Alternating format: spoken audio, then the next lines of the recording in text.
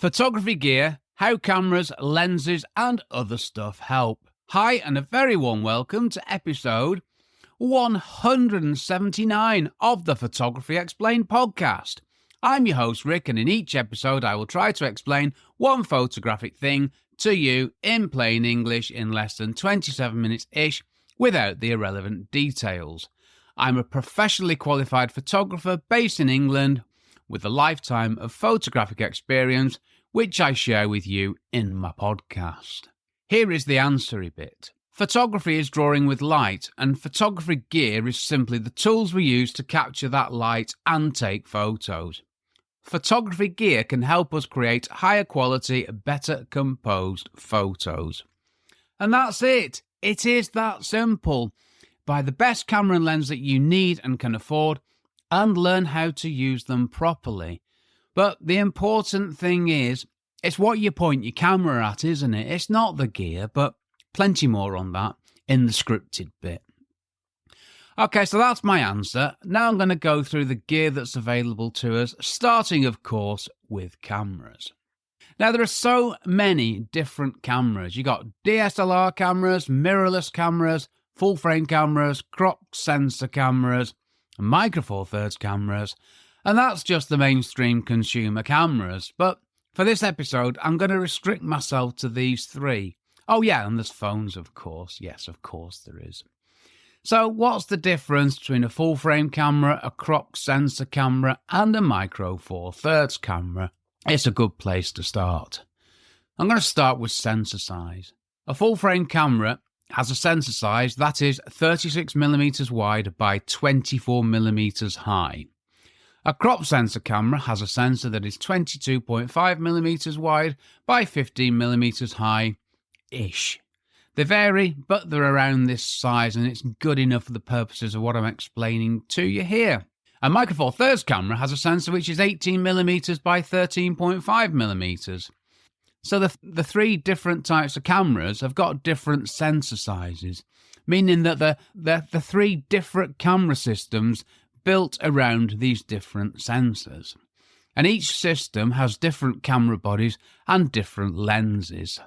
It'd be nice if we got to the point where there was just one. I'm sure with the way that the tech's progressing, we don't need three anymore, surely. I know manufacturers aren't going to like me for saying that, but surely we could just do with one of the three. Just a little digression there. Now, full frame and crop sensor cameras have got a 3:2 aspect ratio, and Micro Four Thirds cameras have a 4:3 aspect ratio. So those are the fundamental differences, but what does this all mean, and how can it help us take better photos? I need to say here there are a million one other differences between the three different camera systems, but for me, we're starting off with the camera sensor and everything that's built around that, and there are three different sizes. That's the difference for me. So what does this all mean? How does it help us? Well, let's look at a full-frame camera. A full-frame camera has a larger sensor than the other two. A larger sensor generally means more data is captured, giving potentially higher quality photos. And full-frame cameras are generally larger, heavier, and more expensive. It's in the script. I know there are a million and one variables, but these are the general differences. And I'm not trying to... This episode isn't what is the difference between these three types of camera. I just want to explain them, just to put some context to this. And this is the other important difference, which is why I talk about sensor size. With a full-frame camera, a 50mm focal length gives you a 50mm focal length. Well, of course it does. Why wouldn't it, Rick? Well, let me explain how. Let me move on to a crop sensor camera, which doesn't. Crop sensor cameras tend to be smaller, lighter, and cheaper than full-frame cameras. And this is, well, I say it's the complicated bit. It sort of is and it isn't. Cropped sensor cameras have a crop factor of 1.5 to 1.6, depending on the camera manufacturer. They couldn't even agree on that. Now, the reason I used a 50mm lens as the example for the full-frame camera is that a 50mm lens, it gives you a view similar to that which we see with our own eyes. But when we apply the crop factor of 1.6 with the crop sensor camera to the 50mm focal length, this is what happens. So 50mm is the focal length of the lens. That does not change. But the crop factor is multiplied by the focal length to give the effective focal length. When I say effective focal length, that's the actual focal length that you're seeing. So it's not changing the focal length because that's a fixed optical thing. Okay, so it's changing the effective focal length, which in this case is 50 times 1.6, which is 80. Even I can work that out. So a 50mm focal length on a crop sensor camera gives an effective focal length of 80mm. Now, I hate to say this, but why don't they just call it 80mm so we know where we are? It's one of them, isn't it? And an 80mm focal length has got a narrower field of view than 50mm. So to get the same field of view as a 50mm lens on a full-frame camera, as in the way we see the world with our eyes, we need to divide 50 by the crop factor, which gives us 31mm. So a 31mm focal length on a crop sensor camera gives us the same field of view as 50mm on a full-frame camera.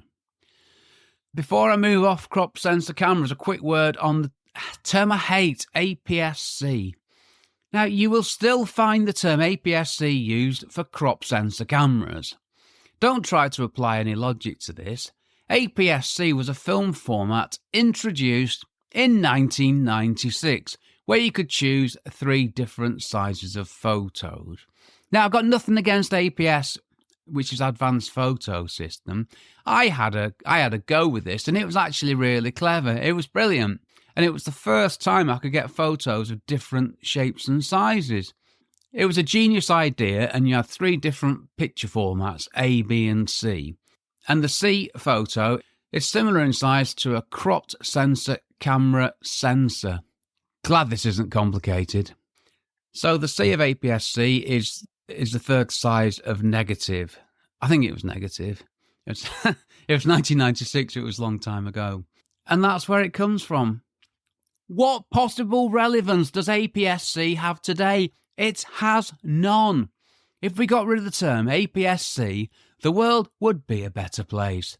I have no idea why it is still used. No idea at all. Sorry, I need to get that out of the way. Micro Four Thirds camera. A Micro Four Thirds camera has a smaller sensor than a crop sensor camera and a crop factor of 2. So a 50mm focal length on a Micro Four Thirds camera gives an effective focal length of 100mm. To get the equivalent field of view that you get with 50mm on a full-frame camera, which is how we see the world, divide the focal length by the crop factor, and that gives us a focal length of 25mm. I'm going to say it again, it's not in the script. If the camera manufacturers, rather than saying 50mm and then making you times it by 2 for it to be 100mm effective focal length, why don't they just call it 100? We don't care that the 50mm is 50mm is a fixed optical thing. We don't give a stuff about that. What we care about is what we're taking photos of, so surely it would make sense to change it. Just saying. Right, does sensor size affect depth of field? Well, some say it does, and I say this. Don't worry about it. What matters is the depth of field you get with your camera and lens for the subject you photograph, bearing in mind the focal length and the proximity of you to the subject and to the background. I have a full-frame camera, and I also have a Micro Four Thirds camera, and I've never thought about this. I have never wondered if I was going to get different depth of field with my Olympus camera. I've never had that thought. It's not a problem. So whilst technically people are correct in saying you do get a different depth of field, it doesn't matter. The depth of field I get with my Canon 6D is what it is, and it's the same with my Olympus EM5. And I move on. I've got bigger things in my life to worry about than that. Oh, sorry, nearly forgot. It's depth of sharpness, not depth of field. Let's not forget this. Okay, so what does this all mean? I mean, it means that the sensor size directly affects the focal length you get, impacting what you're taking photos of or not. I don't understand or not there. Impacting what you're taking photos of. See, it doesn't matter. We know that a Micro Four Thirds camera has a crop factor of 2. So if I want to get a focal length of 17mm on my Micro Four Thirds camera, as I do with my go-to Canon lens, the Canon 17 to 40mm lens, I need a focal length of 8.5mm. And Olympus have got a lens that covers this, so it's not a problem. Does it actually matter which camera type you use? No, it doesn't. It doesn't. And that's good news, and it's bad news. It's good, as in it really doesn't matter, and I'm going to justify how I say that later on. But it's also bad because it's hardly helping you narrow things down, is it? And I say it doesn't matter, as in what matters is that you're actually taking photos and that you're creating new stuff regardless of the size of the camera sensor. What matters is what you're taking photographs of and how you're taking them technically. And these things all apply equally to each of the 3 different camera systems. They're just different, but they're doing the same thing. Photography is drawing with light, so it doesn't really matter. Hopefully you get the idea. Okay, so how do I choose a camera for me? Well, how do you? How do you indeed? Price will be a factor. Oh, I'm not going to say buy XYZ camera. I can't tell you what camera you need. I can give you some thoughts, some ideas, and a way of finding all this stuff out, and that's what I'm here for. So price will be a factor, as will a brand that you might prefer. The camera size and weight, specific features, yeah, they all matter, don't they? What you want to take photos of, how serious you are about your photography, image quality, image sensor quality, all that good stuff. Beyond that, there are so many variables, I can't possibly cover them, so I'm not even going to attempt to. I use a Canon 6D Mark I. This camera was first released in late 2014. It's nearly 10 years old, this camera, and it's not a badge of honour. It's not me going, oh, look at me with my old camera. No, I bought this camera in 2014, 2015, and I love the photos it takes. And I do not need the latest features for the photos I take. I just don't need all the latest bells and whistles. I'm happy with what I've got. Sure, I'd love some shiny new loveliness, but will it help me to take better photos? Well, possibly. Okay, I don't need all the latest features for my photos and how I take them. So I'm going to... So there's a few questions I would ask of myself when I was thinking about a new camera, which you might want to do as well. Sure, I'd love some shiny new loveliness, don't we all? But will it help me take better photos? Might do, possibly. Will the photos be visibly better? Possibly. And that means getting a new camera is a possibility, because if it's going to help me get better photos, it's worth considering. Will shiny new loveliness help me to take the photos I cannot get now with my current gear? And the answer's no. I don't have a problem that can be fixed with a new camera. I can take the photos I need to take. Will shiny new loveliness save me time? Well, possibly it will. And that's a reason that I would buy a new camera. It would save me time. Does my camera work, as in my current camera? Yep, it's fine. Will clients notice if I get a new camera? Probably not. Now, I might buy a new camera to save time and produce slightly higher quality images. I might do that, but that's all I'm getting out of this. Yeah, it saves me time. That's great. It will pay me back in the long term. So it's worth spending a good amount of money on a replacement camera. And let me explain the saving time bit. With my Canon 6D, I take photos using auto bracketing. There is a built-in HDR feature, but it only works in JPEG. So if I bought a camera that did the auto bracketing for me and put the photos together in camera and gave me the one processed image, then I think, after some trials and experimentation and proving, I would save quite a bit of time on my workflow. So it'd be worth doing. And if the photos are slightly higher quality, that's worth it. So This is the kind of things you think about when you're getting a new camera. It's not on a whim. Well, it can be if you want. That's up to you, but not for me. So I might buy a new camera to save time and produce slightly higher quality images. And that's my thought process on getting a new camera. Now, I was going to go into what full-frame crop sensor and micro four thirds cameras are used for. I'm not going to do it. It just depends. I'll go back to me. I use my Olympus camera for travel photography. Now, the theory is that it's smaller and lighter. However, the lens that I use is a 12 to 40mm f2.8 Pro lens, which weighs 380 grams. My Canon 17 to 40mm lens weighs 500 grams. Yep, it is lighter, but will I notice that 120 gram weight saving? No, I won't, will I? I just really won't notice it. And that weight difference, this is a sad comparison. This tells you a lot about me. That weight difference is virtually the same as the weight of a small glass of wine. And I just thought about this, or a quarter of a half-litre can of beer. So, yes, you can see where my priorities are. But will that 120 gram weight saving help me? No, it won't, will it? It just won't. So, what's important with cameras then, Rick? Of course, all of the above. I've already covered a lot of the things, as well as how the camera's used, its handling and its size. These are influences. Going back to me again, I much prefer the handling of my Canon 6D, but it's bigger than the Olympus EM5, isn't it?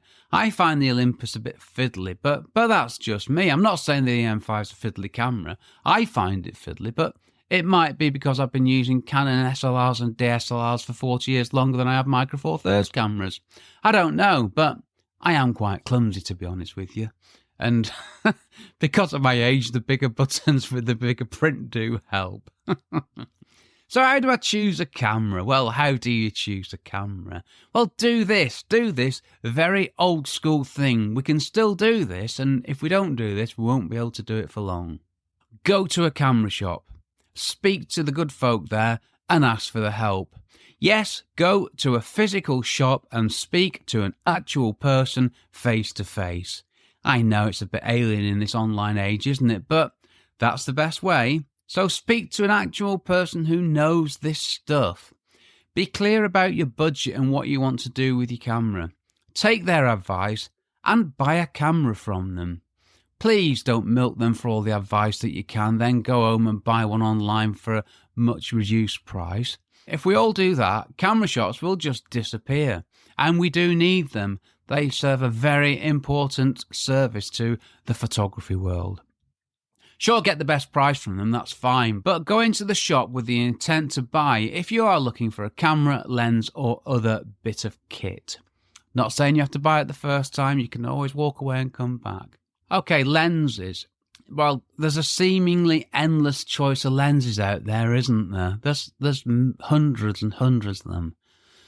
I've got 3 lenses for my Canon system, a 17 to 40mm, 24 to 105mm and 70 to 200mm lens. And that's it. Yes, I've had lots of lenses in the past that I didn't really need, but that's another story. For my Olympus EM5, I've got a 12 to 40mm lens, effective focal length 24 to 80, and effective focal length 24 to 80mm, and a 40 to 150mm lens, effective focal length 80 to 300mm.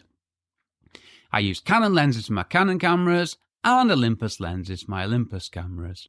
Not forgetting independent lens manufacturers exist who make lenses that fit cameras made by all the major camera brands. I won't name names here, but there are a few out there. And that's it really, that's all I have.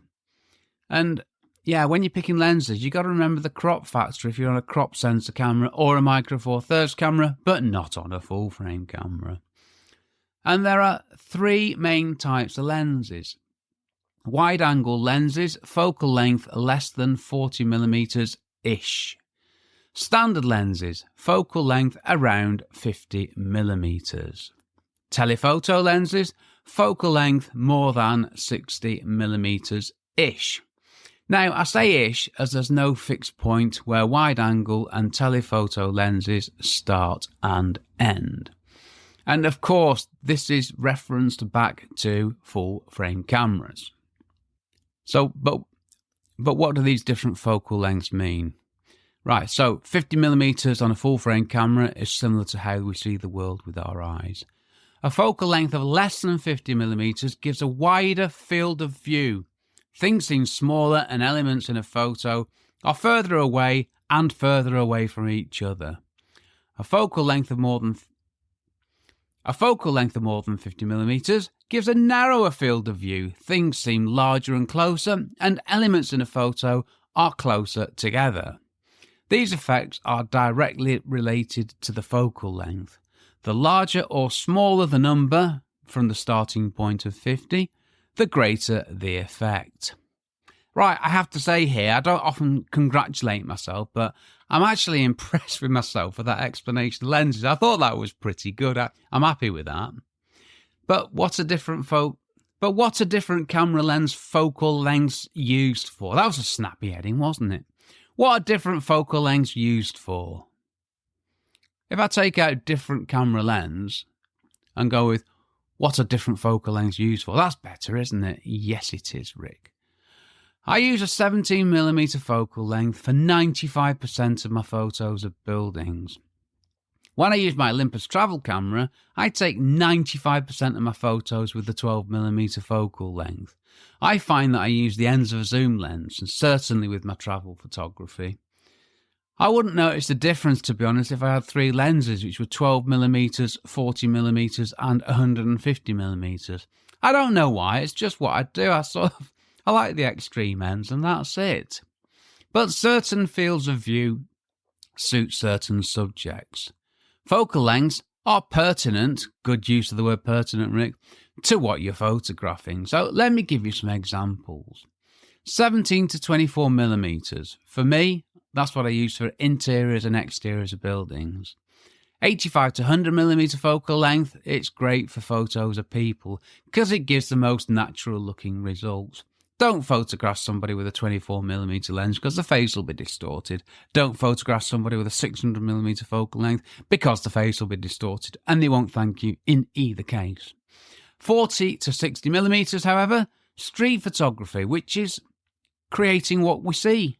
It's similar to the field of view that we have with our own eyes, so it makes sense. 300, 400mm, 500, 600, whatever, bird in flight photography, motorsport, that kind of thing. Now, I could list an endless number of examples, I really could, but I'm not going to. Don't worry. So how do you pick a camera lens? Go to that shop, speak to that person, because there are so many variables: cost, quality, size, weight, maximum aperture, focal length of lens, focal length or lengths, because you've got zoom lenses, prime lenses and zoom lenses. So a prime lens has a fixed focal length. A zoom lens has multiple focal lengths. So a 50mm f1.8 lens is a prime lens. A 24 to 105mm lens is a zoom lens. Simple. Just had a slurp on me coffee. Very nice, Rick. Buy the best lens that you can afford that is suitable for the photos that you will take. And think about crop factor when you're choosing a lens, because this does make a massive difference. Right, here's a camera lens body question. Should you get a new lens or a new camera body? Well, it depends on the reason, but a lens may be the answer. It depends on the reason, but a lens may be the answer if you just want to improve image quality. I'll touch on this again in a bit. Lenses versus camera resale values. Right then, interesting point. Camera bodies devalue quickly, but camera lenses hold the values much better. Why is this? Well, camera bodies are updated more often with more tech and better stuff in them and new features. And that means that models become obsolete more quickly. Lenses, however, are not replaced by manufacturers anywhere near as often, so they hold the value.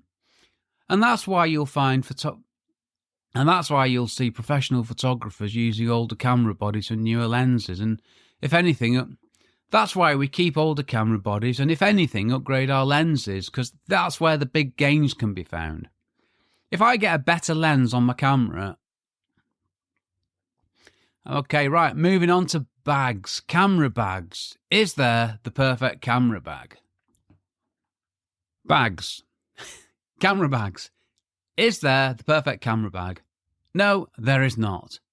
Well, if there is, I haven't found it. And if you have, let me know.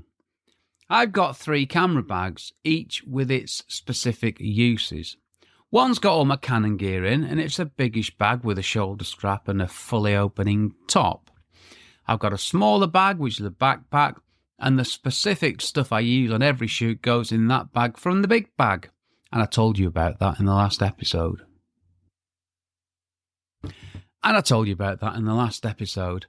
And the other bag, it's got all my Olympus gear in it. It's a backpack, and it also serves as my hand luggage when I travel. And that's it. Again, these bags, they all have specific purposes. And I've bought many bags over the years, but I've ended up with these 3. So the important things for a camera bag are these. Firstly, it protects your gear. Secondly, you can get to stuff easily. Thirdly, it works for what you do. Now, I don't care what my bags look like. They, like cameras and lenses, are simply tools.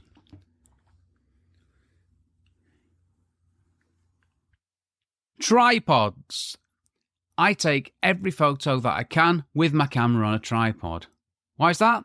Well, I don't need to worry about shutter speed for one thing, and I find that having my camera on a tripod, it helps me to get better compositions. And I use a geared head for my architectural photography work, but for my travel photography and landscape photography, I will use a ball head on a travel tripod. Again, it's gear specific for what I'm doing. But in the main, I photograph buildings, and this works for what I do. Now, whilst I recommend that you use a tripod to take photos, it's no use if your thing's photographing landscapes from cliff faces, is it?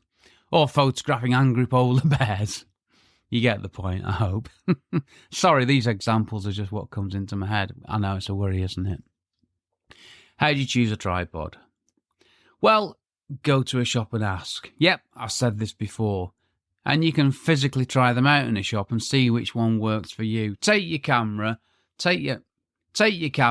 put it on a tripod, have a go, have a play, find the one that you want, and buy it in the shop. That's the best way. Yes, you can order one online, and if you don't like it, send it back, but it's not the best way to go about things, is it? And you'll only know if a tripod works for you by trying it. So speak to a knowledgeable person in a camera shop and try some out. Right, other stuff. I was going to go on about all the other stuff that you can get, but I stopped myself.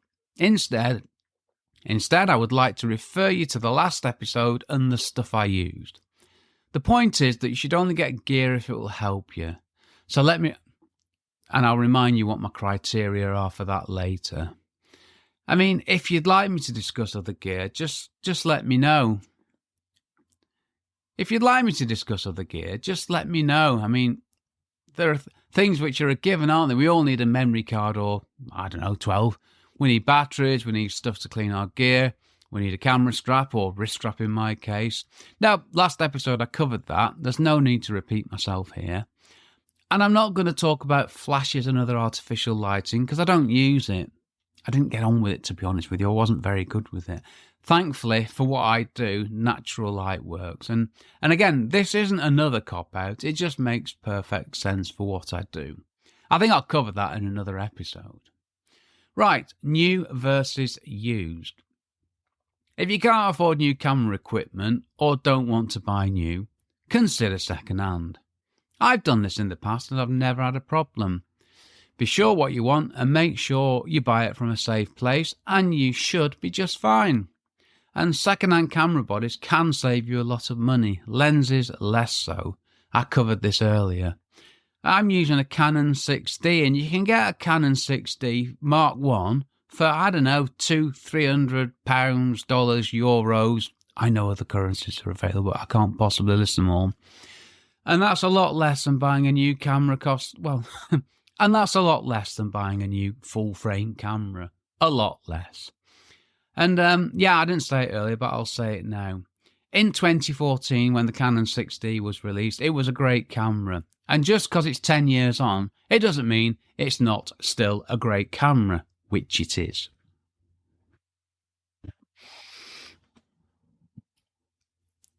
Just got to reset everything because my acoustic cushioning fell over. It's a pillow. How gear can help us take photos. Second-hand camera bodies can save you a lot of money, lenses less so. But I covered this earlier. How gear can help us take photos, 5 specific examples. Our first one's a 10-stop ND filter. Imagine taking a photo of a river. Your exposure is 1/125th of a second at f/16. Now imagine reducing the amount of light by 10 stops but still getting the correct exposure. Now the shutter speed would change from 1/125th of a second to 8 seconds. That's if my maths is correct, which there is the remotest of chances of. 8 seconds. I mean, talk about a piece of gear transforming a photo. Imagine moving water captured in daylight with an 8-second exposure. And you can do this with a 10-stop neutral density filter. I have done this lots of times. Sea, rivers, you name it. It's a brilliant way, and it's such a different look, especially in daylight. You sort of expect to see photos like that in early morning or twilight or what have you, but it's a really good effect during the day. Right, my Canon 17 to 40mm lens. It helps me to photograph building interiors and exteriors. 17mm is wide, but it's not so wide that it deceives or distorts. It's the perfect focal length for me. Right, the tripod. Well, how does a tripod help me take photos? Well, I was photographing a snooker room and I wanted the lights on over the table, but the lights in the rest of the room dimmed. I wanted to recreate the true feel of the room, the mood of the room. So my camera's on a tripod and I used a self-timer, and the problem was solved. It was a very slow shutter speed, but it was fine because my camera's on a tripod. So a tripod is the very good, quick, easy fix for low light. And this is an example of why I don't use additional lighting, because I'm trying to capture what's there, the mood, the lighting, the design of what's there. So I don't want to introduce additional light. Grey card. I use a grey card. I include it in a photo. I take photos using auto white balance. Don't shoot me. Then when I'm processing my images, I simply click on the grey card in the photo with the white balance eyedropper tool in Lightroom, and voila, white balance done. It saves me time and helps me get the white balance right. Now, people will say you should be doing this in camera, but I'm sorry, it helps me save time. When I'm photographing a building, time is not a friend to me. Loupe viewer. Well, I'm quite old. My eyes aren't what they were. It'll happen to all you youngsters at some point, don't worry. And the LCD screen on my Canon 6D, it's not the best. Well, it's a 10-year-old camera, and my iPhone's an iPhone 15 Pro, so you don't... Comparing the two screens, it's not a good thing to do. So the loupe viewer, it cost me about 30 quid. It's a thing that attaches to the back of the camera, and it covers the LCD screen. It shades the screen from sun, for those rare days here in England when it is sunny, and it also magnifies the LCD screen. And this helps me to get the best compositions that I can. And that is how I use gear to help me take photos. Which was the title of the thing, so hopefully I've done that justice. The talky bit. Let's not overthink this. There is a real danger of us overthinking gear. I certainly did. Full frame, crop sensor, micro four thirds. Does it really matter? The honest, short answer is no, it does not really matter. Certainly not as much as people say, and not as much as you might think. They're different, but they're doing the same thing. They're capturing the light. So there's no right or wrong camera or right or wrong type of camera. What you got is what you got. What does matter is that you learn how to use your camera and go out and take photos with it.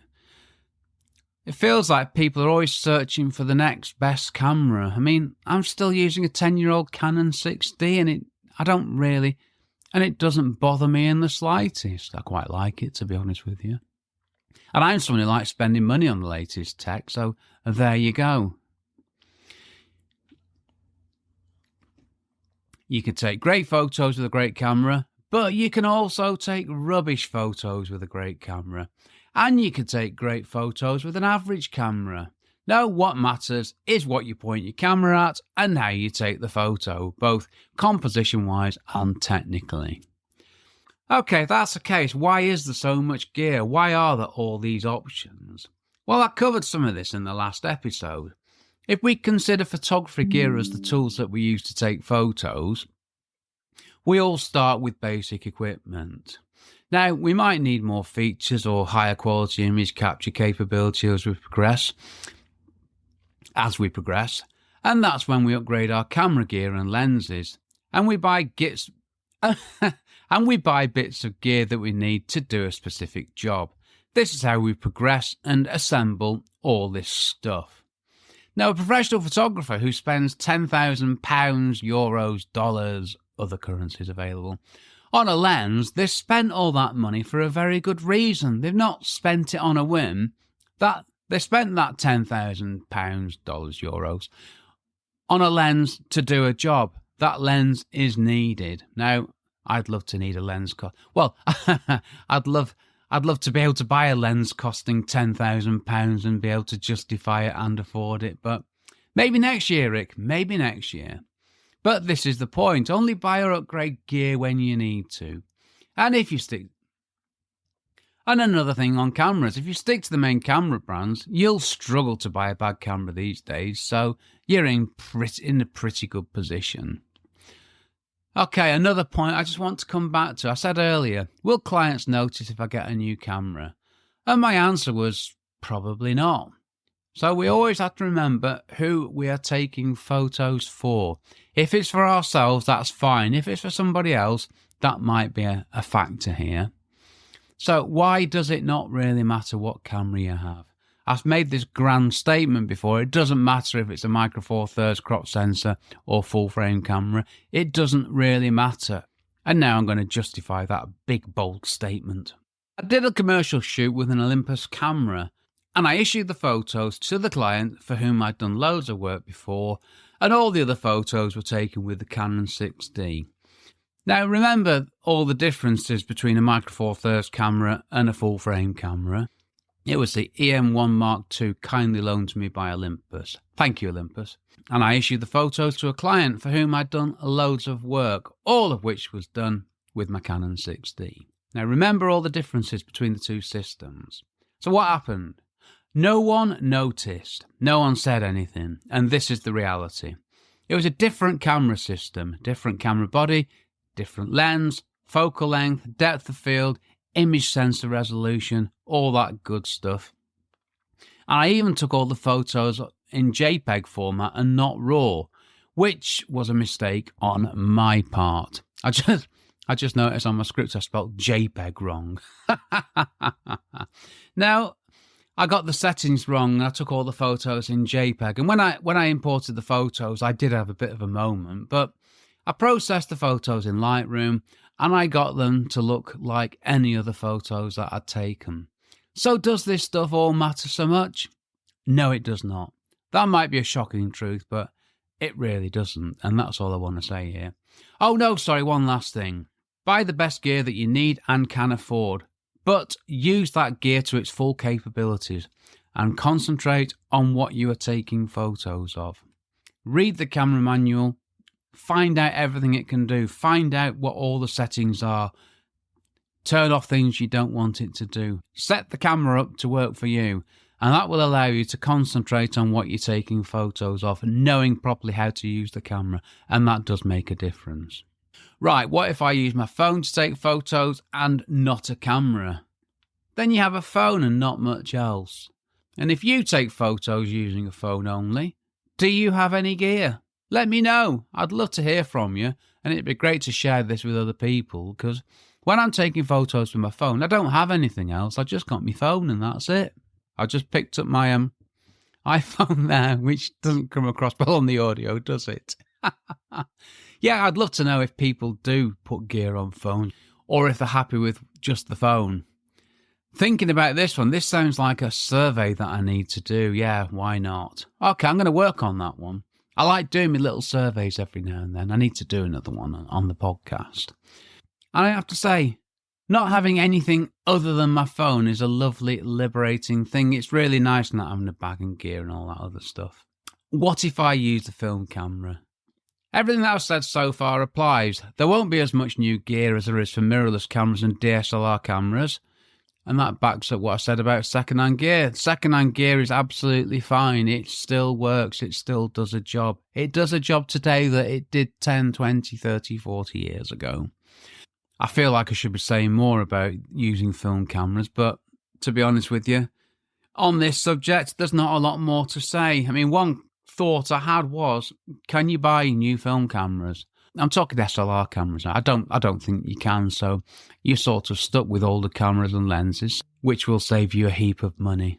What do? I use a Canon full-frame DSLR with a 17 to 40mm wide-angle lens for my architectural photography work and an Olympus Micro Four Thirds camera for my travel photography.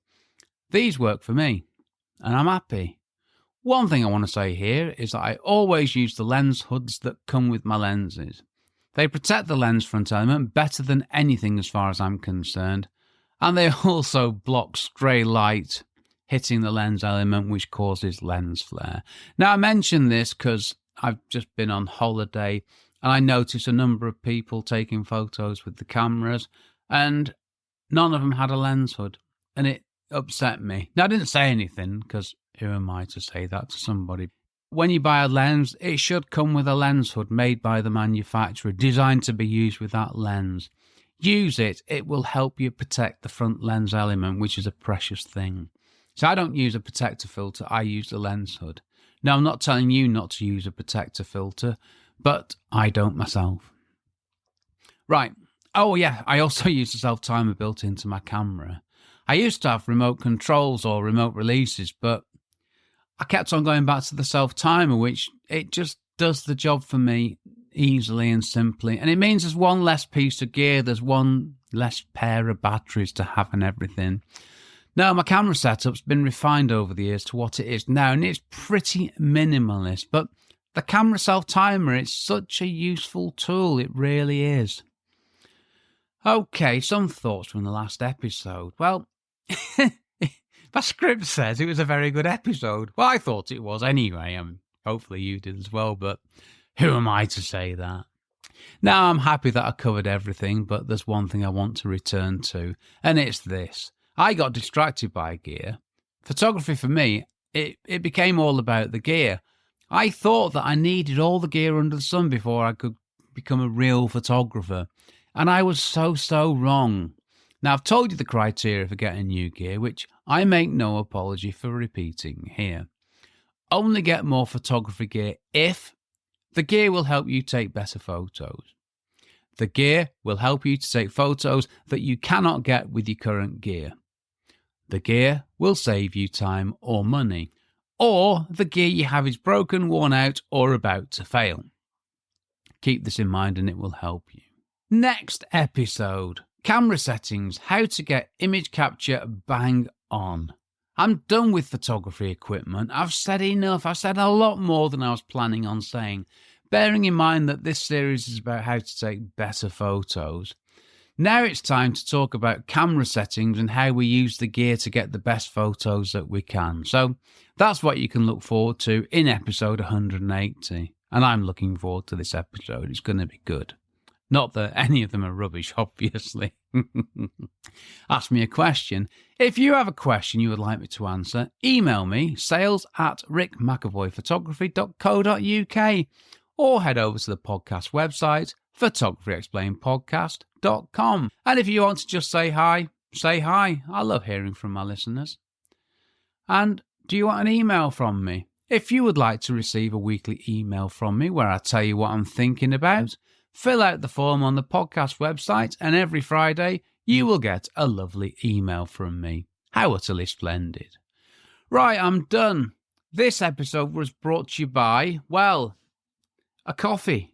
Yep, I'm recording this before my lunch on a Friday, the week before the episode's published, which is why it's a lot more relaxed recording, because I'm ahead of myself here. So no, a nice coffee before I settled down in my homemade acoustically cushioned recording emporium.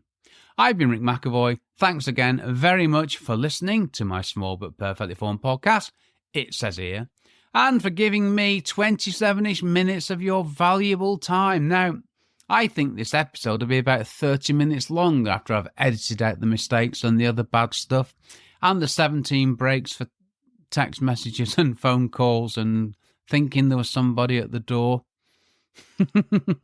Right, okay, I'm going to stop waffling. Hope to see you on the next episode. Take care, stay safe. Cheers from me, Rick. My brand new course, How to Become a Real Estate Photographer, straight talking advice for beginners to get you making money quickly and build a career, is available to buy now. Find out more at rickmcavoyphotography.com/courses.